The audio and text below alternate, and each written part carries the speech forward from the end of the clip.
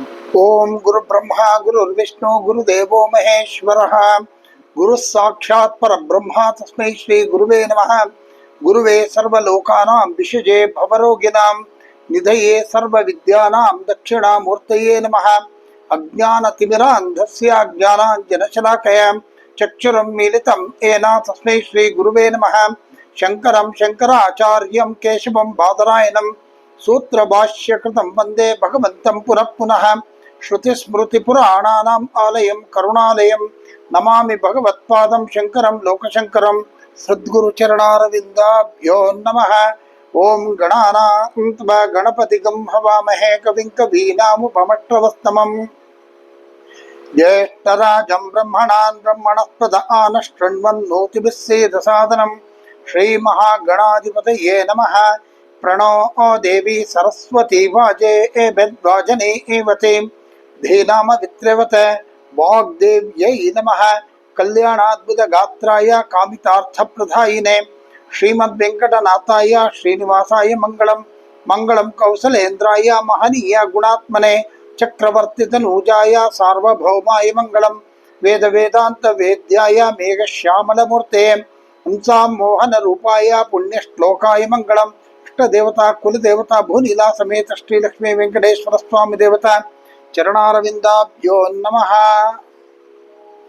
ಜಗದ್ಗುರುಗಳಾಗಿರ್ತಕ್ಕಂತಹ ಶ್ರೀ ಶ್ರೀ ಶ್ರೀ ಭಾರತೀ ತೀರ್ಥ ಮಹಾಸ್ವಾಮಿಗಳು ಹಾಗೂ ಜಗದ್ಗುರುಗಳಾಗಿರ್ತಕ್ಕಂತಹ ಶ್ರೀ ಶ್ರೀ ಶ್ರೀ ವಿಧುಶೇಖರ ಭಾರತಿ ಮಹಾಸ್ವಾಮಿಗಳ ಚರಣಾರವಿಂದಗಳಲ್ಲಿ ಸಾಷ್ಟಾಂಗ ನಮಸ್ಕಾರವನ್ನ ಅರ್ಪಣೆ ಮಾಡ್ತಾ ಇವತ್ತಿನ ಈ ಭಾಗವನ್ನ ನಾವು ಆರಂಭ ಮಾಡೋಣ. ಸಭೆಗೆ ನಮಸ್ಕಾರ. ಹೋದ ಒಂದು ಭಾಗದಲ್ಲಿ ಸರ್ವೋಪಾಧಿ ವಿನಿರ್ಮುಕ್ತ ಅಂತ ಹೇಳಿ ನಾವು ನಿಲ್ಲಿಸಿದ್ವಿ. ಇವತ್ತಿನ ಭಾಗದಲ್ಲಿ ಸದಾಶಿವ ಪತಿವ್ರತ. ನೋಡಿ, ಜಗನ್ಮಾತೆ ಸದಾಶಿವನಿಗೆ ಪತಿವ್ರತೆ ಅಂತೆ.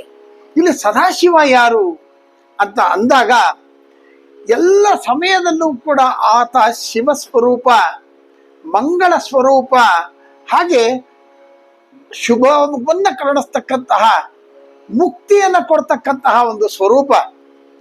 ಇಲ್ಲಿ ಪಂಚಕೃತ್ಯಗಳನ್ನ ಮಾಡ್ತಾರೆ ಅಂತ ಹೇಳಿದ್ವಿ. ಸೃಷ್ಟಿ, ಸ್ಥಿತಿ, ಲಯ, ತಿರೋಧಾನ, ಆಮೇಲೆ ಇದು ಅಂತ ಹೇಳಿ ಇದನ್ನು ಅನುಗ್ರಹ ಅಂತ ಹೇಳಿ.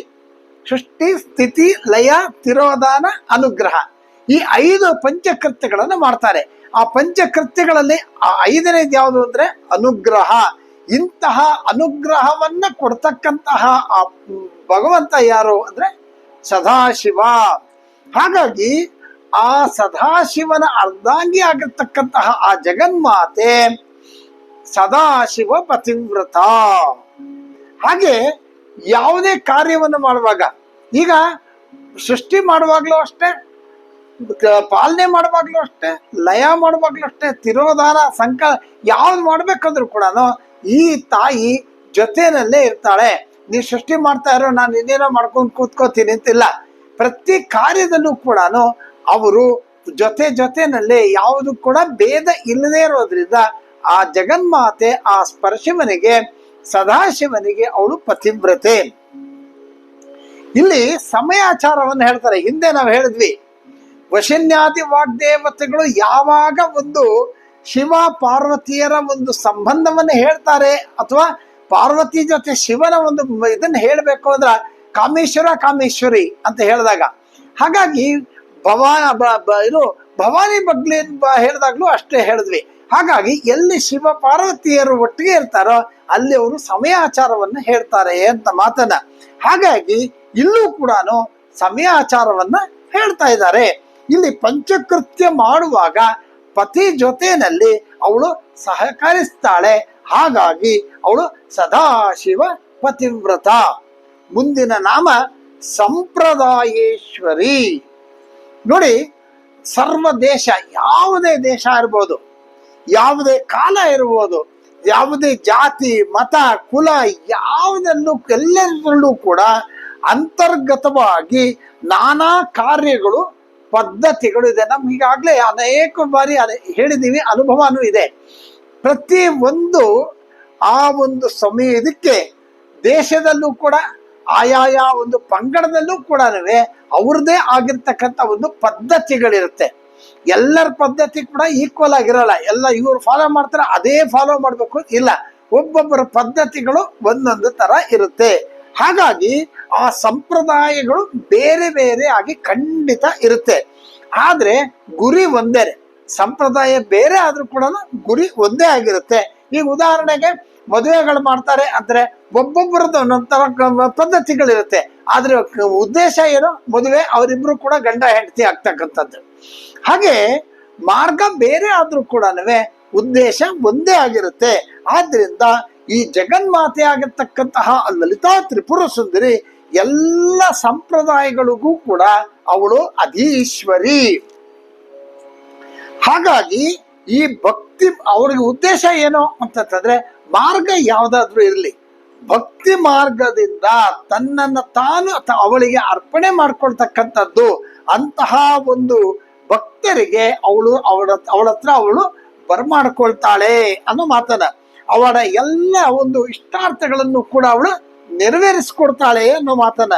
ಇಲ್ಲಿ ಇನ್ನೊಂದು ಅರ್ಥ ಏನು ಅಂತ ಹೇಳ್ತಾರೆ ಅಂದ್ರೆ, ಗುರುಗಳಿಂದ ಶಿಷ್ಯರಿಗೆ ಸರಿಯಾಗಿರ್ತಕ್ಕಂತಹದ್ದು ಏನೋ ತಿಳ್ಕೊಂಡಿರ್ತಕ್ಕಂಥದ್ದನ್ನ ಈಗ ಶಾಸ್ತ್ರಬದ್ಧವಾಗಿರೋದನ್ನ ಹೇಳೋದು ಹೇಗಿದೆ, ಇವನ್ ಏನೋ ತಿಳ್ಕೊಂಡು ಅದನ್ನ ಇನ್ನೇನೋ ಹೇಳೋದು, ಅದು ಶಾಸ್ತ್ರಬದ್ಧವಾಗಿದೆಯೋ ಇಲ್ವೋ ಅದು ಗೊತ್ತಿಲ್ಲ.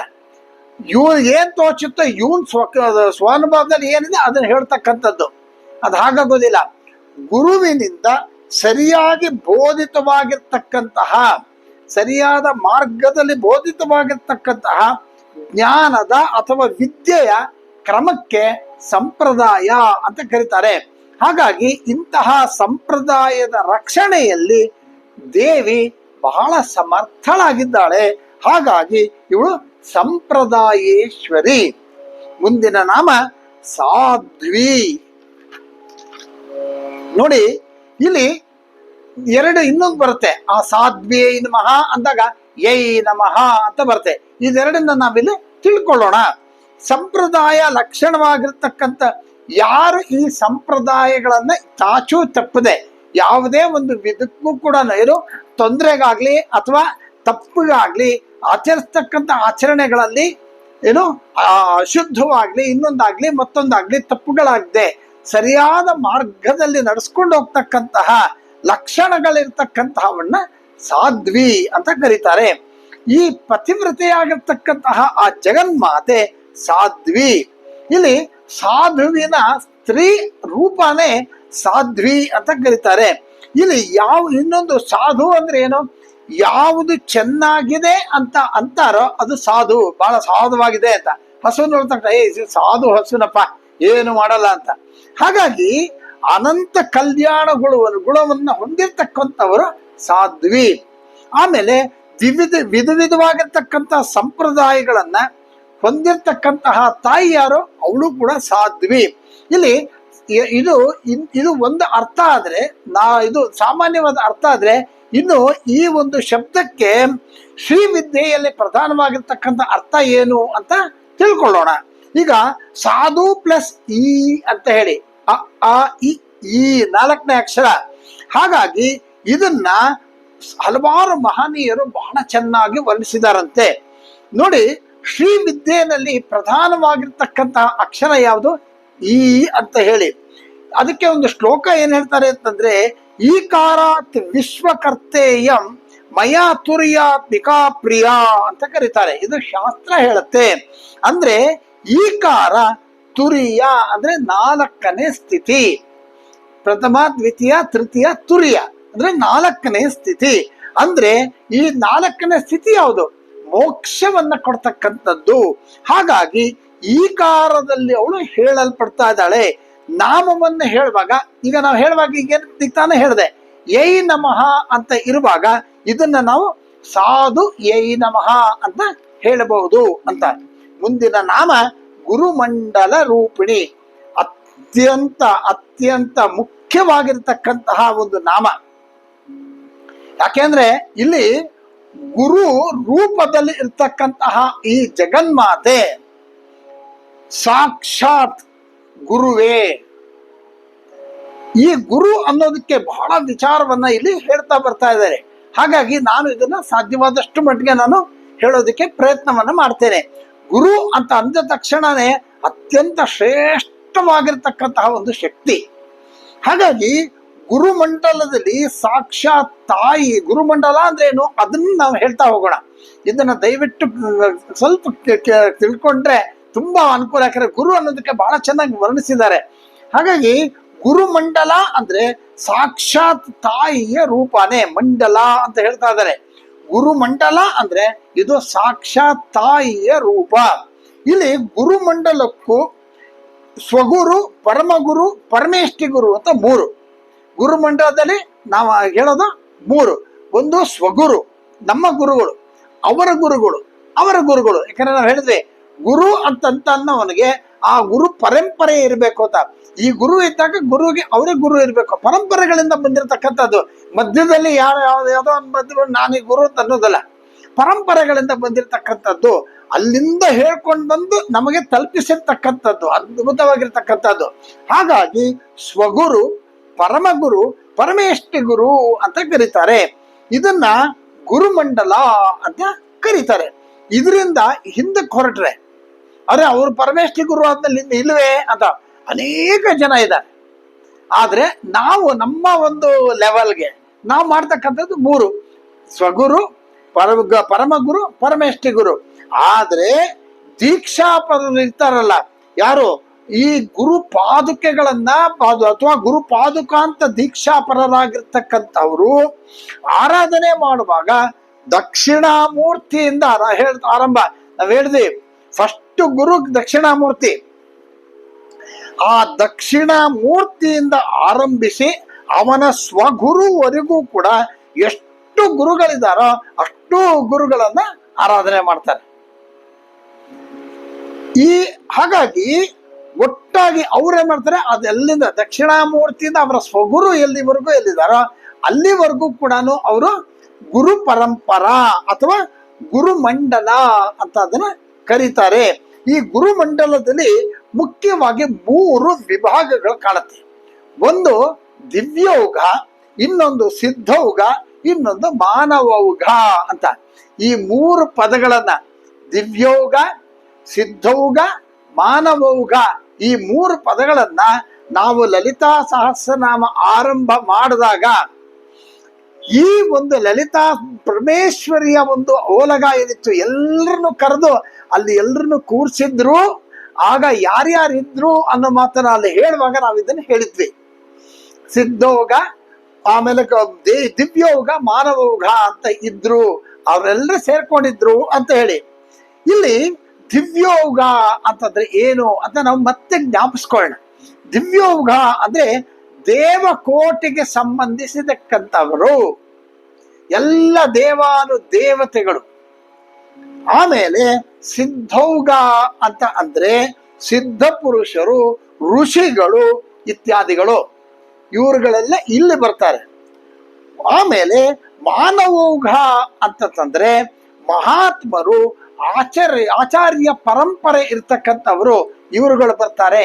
ಹೀಗೆ ಅನೇಕ ಕೋಟಿ ಕೋಟಿ ಕೋಟಿ ಕೋಟಿ ದಿವ್ಯೌಘರು, ಸಿದ್ಧೌಘರು, ಮಾನವೌಘರು ಆ ಒಂದು ಒಡ್ಡೋಲಗದಲ್ಲಿದ್ರು. ಆ ಎಲ್ಲರ ಸಮ್ಮುಖದಲ್ಲಿ ಈ ಲಲಿತಾ ಸಹಸ್ರನಾಮವನ್ನ ಆ ವಶಿನ್ಯಾದಿ ವಾಗ್ದೇವಿಗಳು ಹೇಳಿದ್ರು. ಆ ವಶಿನ್ಯಾದಿ ವಾಗ್ದೇವಿಗಳು ಹೇಳಿದಾಗ ಎಲ್ರಿಗೂ ಕೂಡ ಅತ್ಯಂತ ಆಶ್ಚರ್ಯ ಆಯ್ತು. ಇದರಲ್ಲಿ ಇಷ್ಟು ಶಕ್ತಿ ಇದೆಯಾ, ಇಷ್ಟೊಂದು ವಿಚಾರ ಇದೆಯಾ ಅಂತ ಆಶ್ಚರ್ಯ ಆಯ್ತು ಅಂತ ನಾವು ಈ ಲಲಿತಾ ಸಹಸ್ರನಾಮ ಆರಂಭ ಮಾಡೋದಕ್ಕಿಂತ ಮುಂಚೆ ಅದರ ಒಂದು ಮುನ್ನಡಿಯನ್ನು ಹೇಳಿದ್ದುಂಟು. ಹಾಗಾಗಿ ಇಲ್ಲಿ ಮೂರು ಅಂತ ಹೇಳಿದೆ. ಇಲ್ಲಿ ಖಡ್ಗಮಾಲೆಯಲ್ಲಿ ಅಂದ್ರೆ ದೇವಿ ಖಡ್ಗಮಾಲೆಯಲ್ಲಿ ಸಂಪ್ರದಾಯಗಳನ್ನ ಇಲ್ಲಿ ಹೇಳಿದ್ದಾರೆ. ನೀವು ದೇವಿ ಖಡ್ಗಮಾಲೆಯನ್ನ ನೀವು ಅವಲೋಕನ ಮಾಡಿದಾಗ ಅಲ್ಲಿ ಬಹಳ ಮುಖ್ಯವಾಗಿ ಮೊದಲು ಗುರು ಪರಂಪರೆಯನ್ನ ಹೇಳಿದ್ದಾರೆ. ಈ ದೇವಿ ಖಡ್ಗಮಾಲೆ ಅಂತ ನಾವು ಹೇಳ್ತಾ ಇದ್ದೀವಿ. ಆದ್ರೆ ಅದರ ಮೂಲ ಹೆಸರೇನು ಅಂತಂದ್ರೆ ಶುದ್ಧ ಶಕ್ತಿ ಮಾಲಾ. ಸಂಕಲ್ಪ ಮಾಡುವಾಗ್ಲೂ ಅಷ್ಟೇ ಶುದ್ಧ ಶಕ್ತಿ ಮಾಲಾ ಮಹಾಮಂತ್ರಸ್ಯ ಅಂತಾನೆ ಬರುತ್ತೆ. ಹಾಗಾಗಿ ಅದು ಶುದ್ಧ ಶಕ್ತಿ ಮಾಲಾ ಅಂತ ನಾವು ವ್ಯಾವಹಾರಿಕವಾಗಿ ದೇವಿ ಖಡ್ಗಮಾಲಾ ಅಂತೀವಿ. ಆದ್ರೆ ಅದು ಶುದ್ಧ ಶಕ್ತಿ ಮಾಲ. ಇಲ್ಲಿ ಶುದ್ಧ ಶಕ್ತಿ ಮಾಲಗಳಲ್ಲಿ ಹೇಳಿರ್ತಕ್ಕಂತಹ ಎಲ್ಲ ನಾಮಗಳು ಕೂಡ ಬೇರೆ ಬೇರೆ ಪ್ರಯೋಗಗಳನ್ನ ತಿಳಿಸಿದ್ದಾರೆ. ಅಲ್ಲಿ ಒಂದು ಸ್ಟ್ಯಾಂಡರ್ಡ್ ಆಗಿ ಒಂದು ಹೇಳಿದ್ದಾರೆ. ಆದರೆ ಆ ಒಂದು ದೇವಿ ಖಡ್ಗಮಾಲ ಅಥವಾ ಶುದ್ಧ ಶಕ್ತಿ ಮಾಲಾದಲ್ಲಿ ಇರ್ತಕ್ಕಂತಹ ಆ ನಾಮಗಳೇನಿದೆ, ಆ ನಾಮಗಳಿಗೆ ಬಹಳ ಪ್ರಯೋಗಗಳನ್ನ, ಬೇರೆ ಬೇರೆ ಪ್ರಯೋಗಗಳನ್ನ ಹೇಳಿದಾರಂತೆ. ಬೇರೆ ಬೇರೆ ಪ್ರಯೋಗಗಳಲ್ಲಿ ಅದಕ್ಕೆ ಬೇಕಾಗಿರ್ತಕ್ಕಂಥ ಶಕ್ತಿಗಳು ಅಲ್ಲಿ ಪ್ರಾಪ್ತವಾಗುತ್ತೆ ಅನ್ನೋ ಮಾತನಲ್ಲಿ ಹೇಳ್ತಾ ಇದ್ದಾರೆ. ಆ ಅದ್ರ ಅವುಗಳು ಯಾವುದು ಅಂತಂದ್ರೆ ಸಂಬೋಧನಾ ಕ್ರಮ, ಜಯಶಬ್ದ ಕ್ರಮ, ನಮಸ್ಕಾರ ಕ್ರಮ ಅಂತ ಈ 3 ಪದ್ಧತಿಗಳು ಹೇಳಿದಾರಂತೆ. ಸಂಬೋಧನಾ ಅಂತಂದ್ರೆ ಪ್ರತಿ ನಾಮವನ್ನ ಸಂಬೋಧಿಸಿ ಹೇಳ್ತಕ್ಕಂಥದ್ದು. ಅದರದ್ದು ವಿವರಗಳು ಬೇರೆ ಬೇರೆ ಬೇರೆ ಬೇರೆ ತರ ಇದೆ ಪದ್ಧತಿಗಳು. ಅದನ್ನ ಹಾಗೆ ಹೇಳ್ಕೊಂಡು ಹೋಗೋದು, ಇದೆಲ್ಲಾನು ಗುರು ಮೂಲಕ ಕಲಿತಕ್ಕಂಥದ್ದು. ಹಾಗಾಗಿ ಈ ಒಂದು ಸಂಬೋಧನಾ ಕ್ರಮದಲ್ಲಿ ಮಾಡ್ತಕ್ಕಂಥದ್ದು. ಎರಡನೇದು ಜಯ ಶಬ್ದವನ್ನ ಸೇರಿಸಿ ಪ್ರತಿ ನಾಮಕ್ಕೂ ಹೇಳ್ತಕ್ಕಂಥದ್ದು. ಹಾಗೆ ಯಾವ್ದೋ ಒಂದು ನಾಮ ಬಂದಿದೆ, ತ್ರಿಪುರ ಸುಂದರಿಯೈ ಅಂತ ಹೇಳಿದಾಗ ತ್ರಿಪುರ ಸುಂದರಿ ಆದಾಗ ಅವಳಿಗೆ ತ್ರಿಪುರ ಸುಂದರಿ, ಜೈ ಜೈ ತ್ರಿಪುರ ಸುಂದರಿ ಅಂತ ಹೇಳಿ, ಹಾಗಾಗಿ ಜಯ ಶಬ್ದವನ್ನ ಹೇಳಿ ಹೇಳ್ತಕ್ಕಂಥದ್ದು. ಆಮೇಲೆ ನಮಸ್ಕಾರವನ್ನ ಸೇರಿಸಿ ಹೇಳ್ತಕ್ಕಂಥದ್ದು. ಕಾಮೇಶ್ವರಿಯೈ ನಮಃ, ನೋಡಿ ನಮಃ ಅಂತ ಹೇಳಿದಾಗ ನಮಸ್ಕಾರ ಅಂತ, ಹೀಗೆ ನಮಸ್ಕಾರವನ್ನ ಹೇಳ್ತಕ್ಕಂಥದ್ದು. ಅಲ್ಲಿ ನೋಡಿ ವಶಿನಿ, ಕಾಮೇಶ್ವರಿ, ಮೋದಿನಿ, ವಿಮಲೆ, ಜೈನಿ ಎಲ್ಲರೂ ಕೂಡ. ಹಾಗಾಗಿ ಅಲ್ಲಿ ಹೆಸರುಗಳು ಬರುತ್ತೆ. ಆಗ ಅಲ್ಲಿ ಶುದ್ಧ ಶಕ್ತಿ ಮಾಲಯವನ್ನ ಸಂಪ್ರದಾಯ ಬದ್ಧವಾಗಿ, ಈಗ ಸುಮ್ಮನೆ ಏನೋ ಸಿಕ್ತು ಕಲ್ತ್ಕೊಂಡೆ ಹೇಳಿದೆ ಅಲ್ಲ, ಈ ಶುದ್ಧ ಶಕ್ತಿ ಮಾಲವನ್ನ ಸಂಪ್ರದಾಯ ಪ್ರಕಾರವಾಗಿ ಗುರು ಉಪದೇಶದಿಂದ, ಅದರಲ್ಲೂ ಶ್ರೀ ವಿದ್ಯಾ ಉಪಾಸಕರಿಂದ ಕಲ್ತ್ರೆ ಇನ್ನೂ ಸಂತೋಷ. ಯಾಕಂದ್ರೆ ಅವರು ಪ್ರತಿ ಒಂದನ್ನು ಹೇಳ್ತಾರೆ, ಅದರಲ್ಲಿ ಏನಿದೆ, ಈ ನಾಮದ ವಿಶೇಷ ಏನು, ಇದನ್ನ ಹೇಗೆ ಹೇಳ್ಬೇಕು ಅನ್ನೋದನ್ನ. ಹಾಗಾಗಿ ಇದು ಒಂದು ಸಂಪ್ರದಾಯ. ಆ ಪ್ರಕಾರ ಮಾಡಿದ್ರೇನೆ ಅದು ಸಿದ್ಧಿ ಆಗತ್ತೆ, ಇಲ್ದಿದ್ರೆ ಅದು ಪ್ರಯೋಜನಕ್ಕೆ ಬರೋದಿಲ್ಲ ಅನ್ನೋ ಮಾತನ್ನ. ಇಲ್ಲಿ ಯಂತ್ರಾದಿ ದೇವತೆಗಳನ್ನ ಅಲ್ಲಿ ಹೆಸರಿಸಿದ್ದಾರೆ. ಯಂತ್ರಾದಿ ದೇವತೆಗಳು ಇರೋ ಹೆಸರನ್ನ ಹೇಳುವಾಗ ಯಂತ್ರ ಮಂತ್ರ ಹೊಂದಿದವರಿಗೆ ಮಾತ್ರ ಅದನ್ನ ಹೇಳೋದಕ್ಕೆ ಅವಕಾಶ. ಅಂದ್ರೆ ಆ ಖಡ್ಗಮಾಲಾದಲ್ಲಿ, ಅಂದ್ರೆ ಶುದ್ಧ ಶಕ್ತಿ ಮಾಲಾದಲ್ಲಿ ಹೇಳಿರ್ತಕ್ಕಂಥ ನಾಮಗಳೆಲ್ಲವೂ ಕೂಡ ಅಲ್ಲಿ ಯಂತ್ರ ದೇವತೆಗಳು ಅಥವಾ ಯಂತ್ರಾದಿ ದೇವತೆಗಳು ಆಗಿರೋದ್ರಿಂದ ಅದರ ಒಂದು ಸಿದ್ಧಿಯನ್ನ ಅಥವಾ ಅದರ ಉಪದೇಶವನ್ನು ಪಡೆದಿರತಕ್ಕಂಥವರಿಂದ ಹೇಳಿದ್ರೆ ಉತ್ತಮ ಅಂತ ಹೇಳಿ. ಆದ್ರೆ ಲಲಿತಾ ಸಹಸ್ರನಾಮಕ್ಕೆ ಅಷ್ಟು ದೊಡ್ಡ ವಿಧವಾಗಿರ್ತಕ್ಕಂಥ ನಿಯಮಗಳು ಇಲ್ಲ ಅಂತ. ಹಾಗಾಗಿ ಶ್ರೀ ವಿದ್ಯಾ ಸಂಪ್ರದಾಯದಲ್ಲಿ ಇಲ್ಲಿ ಗುರುಮಂಡಲ ಅಂದ್ರೆ ಏನು ಅಂತ ಹೇಳ್ತಾರೆ. ಅಂದ್ರೆ ಈಗ ನಾವ್ ಹೇಳಿದೆ ದೇವಿ ಖಡ್ಗಮಾಲ ಅಥವಾ ಶುದ್ಧ ಶಕ್ತಿ ಮಾಲವನ್ನ ಹೇಗೆ ಹೇಳಬೇಕು, ಯಾವ ರೀತಿ ಅಂತ ಹೇಳಿದ್ವಿ. ಆದ್ರೆ ಲಲಿತಾ ಸಹಸ್ರನಾಮ ಓದುವಾಗ ಅದು ಅಂತ ಕಟ್ಟುಪಟ್ಟ ಬಹಳ ಕಷ್ಟವಾಗಿರ್ತಕ್ಕಂಥ ನಿಯಮಗಳೇ ಇಲ್ಲ. ಯಾರು ಬೇಕಾದ್ರೂ ಅದನ್ನ ಕಲ್ತು ಓದ್ಬೋದು, ತಿಳ್ಕೊಬಹುದು ಅಂತ. ಯಾಕೆಂತಂದ್ರೆ ಅದರಲ್ಲಿ ಎಲ್ಲ ಬೀಜಾಕ್ಷರಗಳು ಇದೆ, ಎಲ್ಲವೂ ಇದೆ. ಆದ್ರೆ ಸಪರೇಟ್ ಆಗಿ ಇಲ್ದಿದ್ರು ಕೂಡ ಆ ನಾಮಗಳನ್ನ ಹೇಳ್ತಾ ಇದ್ದಾಗ ಆ ಬೀಜಾಕ್ಷರದಲ್ಲಿ ಇರ್ತಕ್ಕಂತಹ ಶಕ್ತಿಯ ಒಂದು ಅನುಭವಗಳು ಅಥವಾ ಆ ಶಕ್ತಿಯ ಒಂದು ಅನುಗ್ರಹಗಳು ನಮಗೆ ಆಗುತ್ತೆ ಅನ್ನೋ ಮಾತನ್ನ ಹೇಳ್ತಾ ಇದ್ದಾರೆ. ಇಲ್ಲಿ ಶ್ರೀ ವಿದ್ಯಾ ಸಂಪ್ರದಾಯದಲ್ಲಿ ಗುರುಮಂಡಲ ಅಂದ್ರೆ ಏನು ಅಂತ ಇಲ್ಲಿ ತಿಳಿಸ್ತಾರೆ ನೋಡಿ. ಶ್ರೀನಾಥಾದಿ ಗುರುತ್ರಯಂ ಗಣಪತಿಂ ಪೀಠತ್ರಯಂ ಭೈರವಂ ಸಿದ್ಧೌಗಂ ವಟುಕತ್ರಯಂ ಪದಯುಗಂ ಜ್ಯೋತಿಕ್ರಮಂ ಮಂಡಲಂ ವೀರಾದ್ವೇಷ್ಟ ಚತುಷ್ಷಷ್ಟಿ ನಮಕಂ ವೀರಾವಲಿ ಪಂಚಕಂ ತ್ರಿಮನ್ಮಾಲಿನಿ ಮಂತ್ರ ರಾಜ ಸಹಿತಂ ಒಂದೇ ಗುರುಮಂಡಲಂ ಅಂತ ಹೇಳ್ತಾರೆ. ಅಂದ್ರೆ ಇಲ್ಲಿರ್ತಕ್ಕಂತಹ ಈ ಶ್ರೀ ಅಂತ ಆರಂಭ ಮಾಡಿ ನಾಥಾದಿ, ಇಲ್ಲಿ ನಾಥ ಅಂತಂದಾಗ ಗುರುಗಳನ್ನ ಅಡ್ರೆಸ್ ಮಾಡುವಾಗ ಗುರುನಾಥ ಅಂತ ಹೇಳಿದಾಗ ಅನೇಕ ಜನ ನಾಥರು ಬರ್ತಾರೆ ಅಲ್ಲಿ.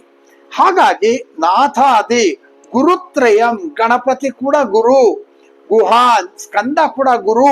ಹಾಗೆ ಪೀಠತ್ರಯಂ, ಯಾವ್ಯಾವ ಪೀಠಗಳನ್ನ ಹೇಳಿದ್ವಿ ಆ ಪೀಠಗಳು, ಭೈರವಂ ಅನೇಕ ಜನ ಭೈರವರು, ಸಿದ್ಧೌಗ, ನಾವೀಗ ಹೇಳಿದ್ವಿ ಸಿದ್ಧಿಯನ್ನು ಪಡೆದಕ್ಕಂಥವ್ರು, ವಡುಕತ್ರಯಂ, ಹೀಗೆ ಒಬ್ಬೊಬ್ರಿಗೆ ಹೇಳಿ ಅದರದ್ದೇ ಒಂದೊಂದೇ ಹೆಸರು ಹೇಳಿದ್ದಾರೆ.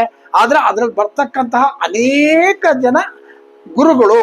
ಹಾಗಾಗಿ ಈ ಇಷ್ಟು ಜನವೂ ಕೂಡ ಗುರುಮಂಡಲ ಅಂತ ಕರೀತಾರೆ. ಶುದ್ಧ ಶಕ್ತಿ ಮಾಲಾ ಶ್ಲೋಕದಲ್ಲಿ ಇದನ್ನ ಹೇಳಿರ್ತಕ್ಕಂತಹ ಗುರು ಶ್ಲೋಕಕ್ಕೂ ಇದಕ್ಕೂ ಕೂಡ ಬಹಳ ಚೆನ್ನಾಗಿ ಸಂಬಂಧ ಇದೆ ಅನ್ನೋ ಮಾತನ್ನ ಹೇಳ್ತಾರೆ.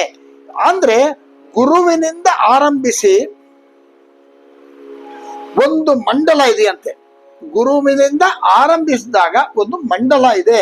ಆ ಸಮೂಹವೆಲ್ಲ ಕೂಡ ಶ್ರೀವಿದ್ಯೆಗೆ ಬಹಳ ಹತ್ತಿರವಾಗಿ ಅದನ್ನ ಸೇರಿಸಿದ್ದಾರೆ ಅನ್ನೋ ಮಾತನ್ನೇ.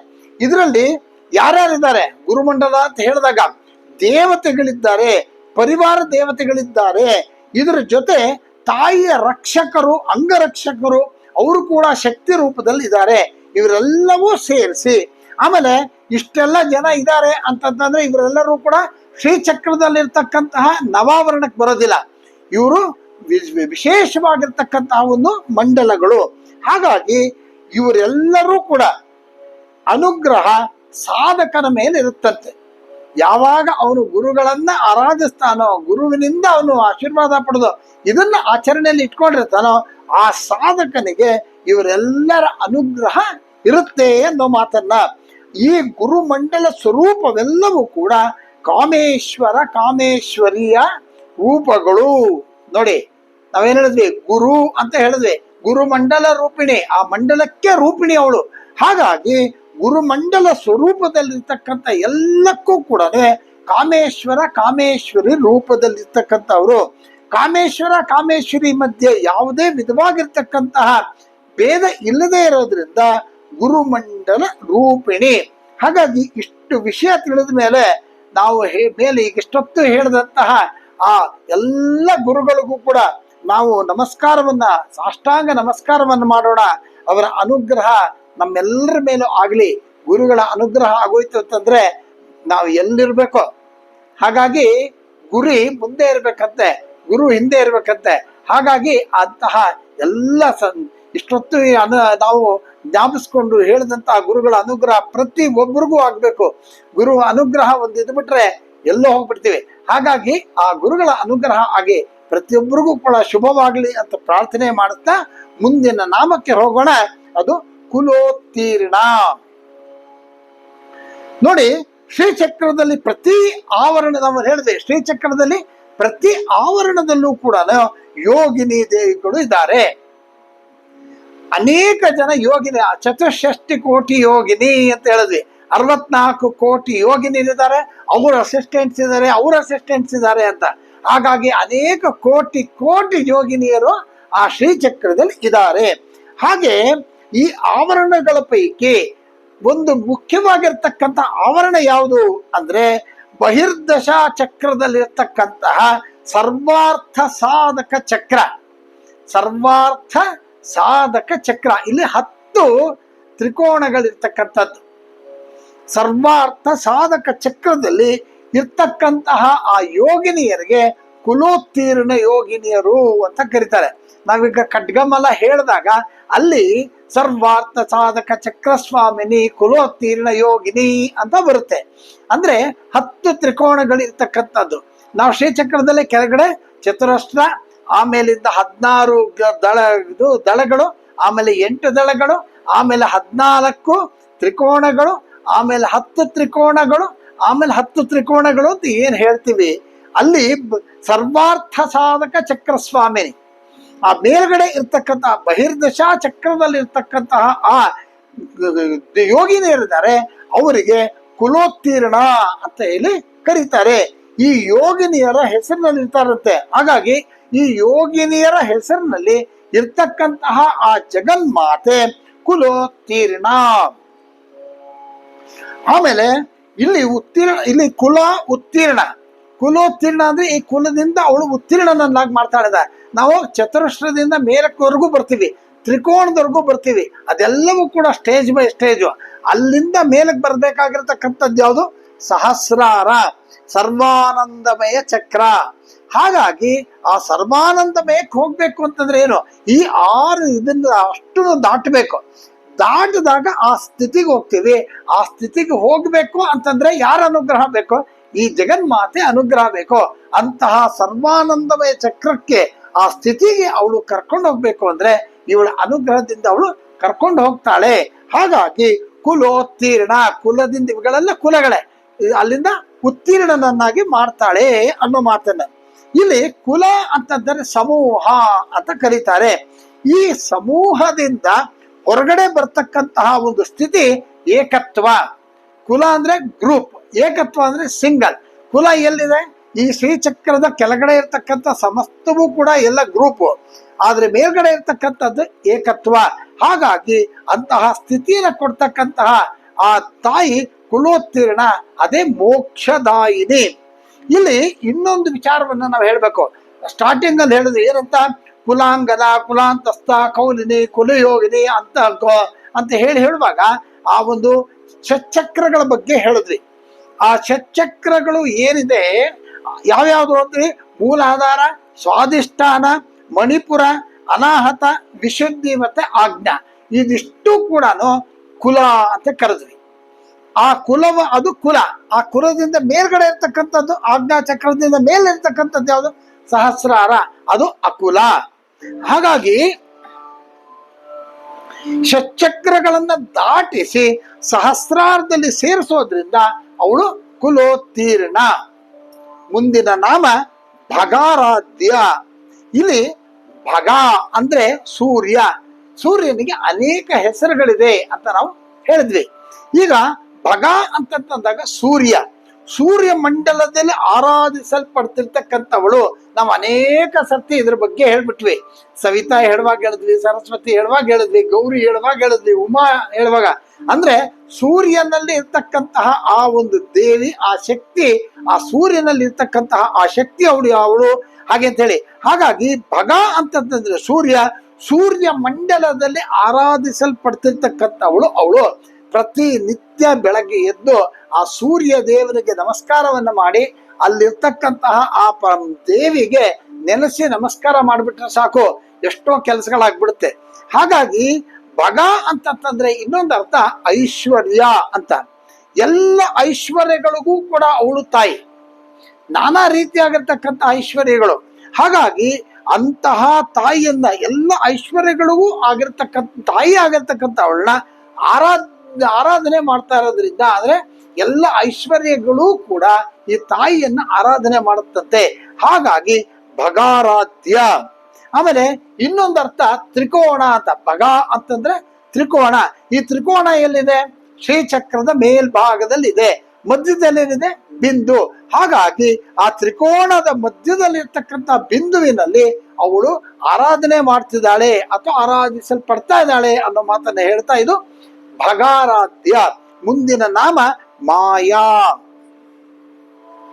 ನೋಡಿ, ಮಾಯಾ ಅಂತಂದಾಗ ವರಾಹ ಪುರಾಣದಲ್ಲಿ ಏನ್ ಹೇಳ್ತಾರೆ ಅಂತಂದ್ರೆ, ಪರ್ಜನ್ಯೋ ವಶ್ಯತೆ ತತ್ರ ಜಲಪೂಜಶ್ಚ ಜಾಯತೆ ದಿಶೋ ನಿರ್ಜಲತಾಂ ಯಾಂತಿ ಸ್ವೇಷ ಮಾಯಾ ಮಮ ಪ್ರಿಯೇ ಅಂತ.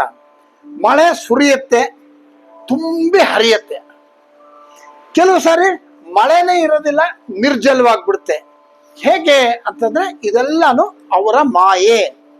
ಆಮೇಲೆ ಈ ಮಳೆ ಬರುವಾಗ ನಮ್ಗೇನ್ ಅನ್ಸುತ್ತೆ ಅಂದ್ರೆ, ಅಯ್ಯೋ ಏನ್ ಮಳೆ ಸುರಿತು ಆಮೇಲೆ ನೋಡಿದ್ರೆ ಈಗ ಮಳೆನೆ ಬಂತ ಅಂತ ಅನ್ಸತ್ತೆ ಅಂತ. ಅಂದ್ರೆ ಇಷ್ಟೊತ್ತು ಮಳೆ ಬಂದು ಸುರಿದೋಗಿದೆ, ಏನ್ ಮಳೆನೆ ಬಂದಿಲ್ಲ ಅನ್ನೋ ತರ ಇದೆಯಲ್ಲಪ್ಪ ಅಂತ. ಅಂದ್ರೆ ಮಳೆ ಬರುವಾಗ ಒಂದು, ಮಳೆ ಇಲ್ಲದೆ ಇದ್ದಾಗ ಒಂದು. ಹಾಗಾಗಿ ಈ ಒಂದು ಮಾಯೆ ಅದನ್ನು ನಾನೇ ಅಂತ. ಹೀಗಾಗಿ ನೋಡಿದ್ರೆ ಪ್ರತಿ ಒಂದರಲ್ಲೂ ಕೂಡ ನಾವು ಮಾಯೆಯನ್ನ ಕಾಣಬಹುದು ಅಂತ. ನೋಡಿ, ಸೋಮೋ ಅಪಕ್ಷೇಯತೆ ಪಕ್ಷೇ ಚಾಪಿ ವಿವರ್ಧತೆ ಅಮಾಯಾಂ ದೃಶ್ಯತೆ ನೈವ ಮಾಯೇಯಂ ಮಮ ಸುಂದರಿ ಅಂತ. ಚಂದ್ರ ಶುಕ್ಲ ಪಕ್ಷದಲ್ಲಿ ಅವನು ವೃದ್ಧಿ ಆಗ್ತಾನೆ, ಕೃಷ್ಣ ಪಕ್ಷದಲ್ಲಿ ಕಡಿಮೆ ಆಗ್ತಾನೆ, ಅಮಾವಾಸ್ಯೆ ದಿವಸ ಕಾಣೋದೇ ಇಲ್ಲ. ಇದೆಲ್ಲ ಯಾರು ಮಾಡ್ತಿರೋದು? ಆ ಮಾಯೆ. ಹಾಗಾಗಿ ಈ ರೀತಿಯಾಗಿ ಎಲ್ಲವನ್ನೂ ಕೂಡ ಆ ಮಾಯಾ ರೂಪದಲ್ಲಿ ಮಾಡ್ತಿರ್ತಕ್ಕಂಥವ್ನು ಯಾರು ಅಂದ್ರೆ ನಾನು ಅಂತ ಹೇಳಿ ಆ ವಿಷ್ಣು ಮಹಾಲಕ್ಷ್ಮಿಗೆ ಹೇಳ್ತಾನಂತೆ. ಮಹಾಲಕ್ಷ್ಮಿ ಸ್ವತಃ ಮಾಯೆ. ಹಾಗಾಗಿ ಈ ಮಹಾವಿಷ್ಣು ಆ ಒಂದು ಇದರಲ್ಲಿ 37 ಶ್ಲೋಕಗಳಲ್ಲಿ ಹೇಳಿದಾನಂತೆ ಈ ಮಾಯೆಯ ಬಗ್ಗೆ. ಹಾಗೆ ಈ ಪ್ರಪಂಚ ಹೇಗ್ ನಡೀತಿದೆ, ಈ ಮಾಯೆಯಿಂದ ಈ ಪ್ರಪಂಚ ಹೇಗ್ ನಡೀತಿದೆ ಅನ್ನೋದನ್ನು ಕೂಡ ಮಹಾಲಕ್ಷ್ಮಿಗೆ ಮಹಾವಿಷ್ಣು ವರ್ಣಿಸಿದ್ದಾನಂತೆ. ಹಾಗಾಗಿ ಇಲ್ಲಿ ಪ್ರಪಂಚ ಇದೆಯೋ ಇಲ್ವೋ, ಸ್ಪಷ್ಟವಾಗಿ ಕಾಣಿಸ್ತಾ ಇದೆಯೋ ಅಥವಾ ಅಸ್ಪಷ್ಟನೋ, ಇವೆಲ್ಲವೂ ಕೂಡ ಈ ಮಾಯಾಶಕ್ತಿಯಿಂದ ನಡೀತಾ ಇದೆ. ಹಾಗಾಗಿ ಇದೆಲ್ಲವನ್ನೂ ಮಾಡ್ತಾ ಇರ್ತಕ್ಕಂತಹ ಅದ್ಭುತವಾಗಿರ್ತಕ್ಕಂಥ ಶಕ್ತಿ ಯಾರು ಅಂತಂದ್ರೆ ಆ ಜಗನ್ಮಾತೆ ಲಲಿತಾ ತ್ರಿಪುರ ಸುಂದರಿ. ಹಾಗಾಗಿ ಆ ಶಕ್ತಿಯೇನೆ ಮಾಯಾ. ಮುಂದಿನ ನಾಮ ಮಧುಮತಿ. ಇದನ್ನ ನಾವು ಮುಂದಿನ ಭಾಗದಲ್ಲಿ ಹೇಳೋಣ. ಎಲ್ರಿಗೂ ಕೂಡ ಶುಭವಾಗಲಿ. ನಮಸ್ಕಾರ.